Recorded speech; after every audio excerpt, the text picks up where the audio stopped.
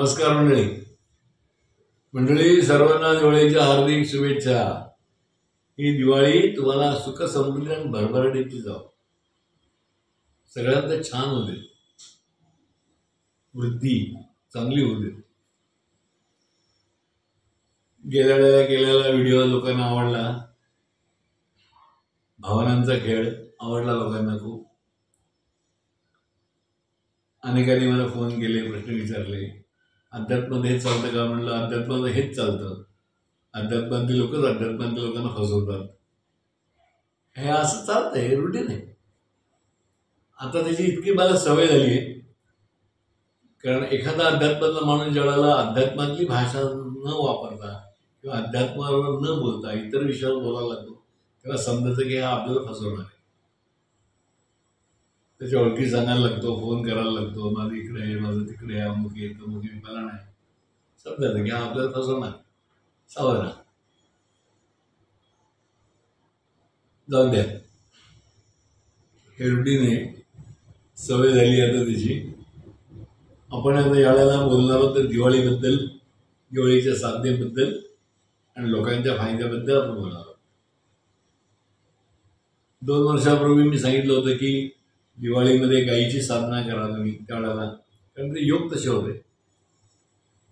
गेल्या वेळेला सांगितलं होतं की लाजोळीच्या बिया, पारिजातकाच्या मुळांच्या, त्याची पूजा करा, त्या घरात असणं चांगलं. यावेळेला फारसं असं काही नाही आहे. यावेळेला फक्त एकच आहे की तुम्हाला स्त्री सुक्ताचे पाठ घरात करता आले, पुरुष सुक्ताचे पाठ करता आले घरात, सप्तशतीचे पाठ घरात करता आले तर या दिवाळीमध्ये जरूर करा. काय झालंय, यावेळेला थोडी संकट जरा जास्त आहेत, कारण पावसाळा यावेळेला बाजूपेक्षा जास्त पडलाय. निसर्ग बदलत चाललाय खूप, आणि त्याचा परिणाम आपल्याला व्हायला लागलाय.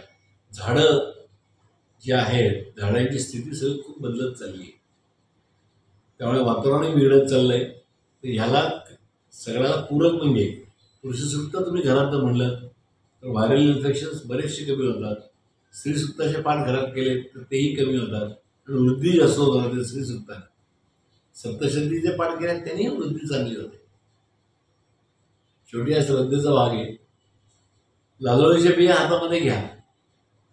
समजा नाही मिळाल्या त्या तुम्हाला, तर काय झालंय, आमच्याकडे होत्या त्या भरपूर वाटून झाल्या. लोक केव्हा येऊन घेऊन गेले, कारण लोकांना जास्त काळजी आहे त्याची, आपल्याला पैसे मिळवण्याची. तर आमच्याकडे लोक आले, घेऊन गेले. आता आमच्याकडे काही राहिलेलं नाही. त्यामुळे तुम्हाला जर मिळालं कुठे तर ते हातात घ्या, श्रीसुक्ताचे पाठ करा. नसेल तर तुम्ही सप्तशतीमधले जे मंत्र आहेत, या देवी सर्व भूतेषु, ते हातात, ते बिया हातात घेऊन ते मंत्राचे पाठ करा. हवन करा दुपारी 1 ते 4च्या दरम्यानमध्ये कधीतरी. संध्याकाळी तुम्ही हे पाठ करा, सकाळी हे पाठ करा. तुम्हाला भरपूर फायदा होईल. या दिवाळीमध्ये भरपूर सगळे पदार्थ भरपूर खा, काही हरकत नाही, कारण पावसाळा खूप झाला असल्या कारणाने उष्णतेची गरज आहे. त्यामुळे सगळे पदार्थ जे एवढे पोटभर खाता येतील, आनंद उत्सव करता येईल तेवढा करा, कारण हा वर्षातला शेवटचा सण आहे म्हणून. त्यानंतर परत मी नवीन विषयावर अजून काही बोलणार आहे, अजून तुम्हाला काही बऱ्याच गोष्टी सांगणार आहे. या दरम्यानमध्ये बरेच लोक म्हणतात आम्हाला तुमच्या मठात यायचं आहे, पण मठात यायला आता सध्या कसं झालंय, पाऊस खूप झाल्या कारणाने गवत झाडांची डागडुजी करणं आवश्यक आहे. झाडांची डागडुजी आता करायला आम्ही सुरुवात केली आहे.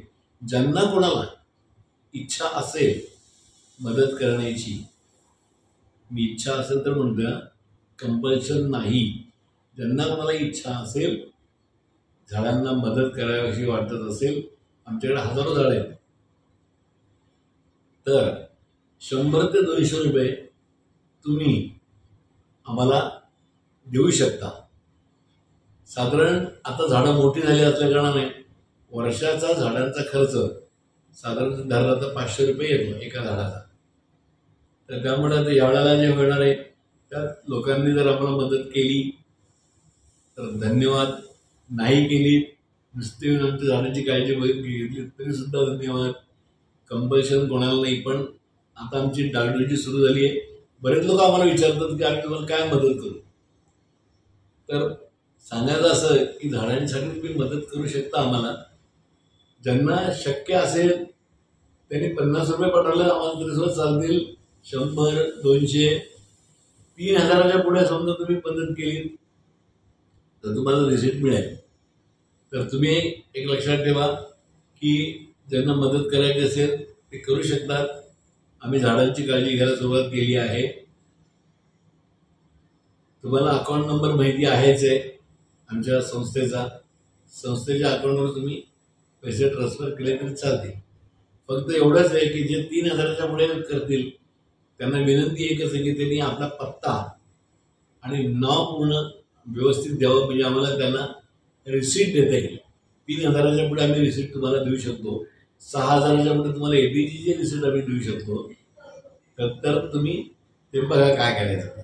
आणि साधारण तुम्ही ह्याच्या दरम्यानमध्ये 100, 200, 50 पासून 200 पर्यंत तुम्ही आम्हाला मदत करू शकता. झाडांची काळजी घेण्यासाठी विचारले म्हणून तुम्हाला सांगतोय. धन्यवाद. पुन्हा एकदा शुभेच्छा.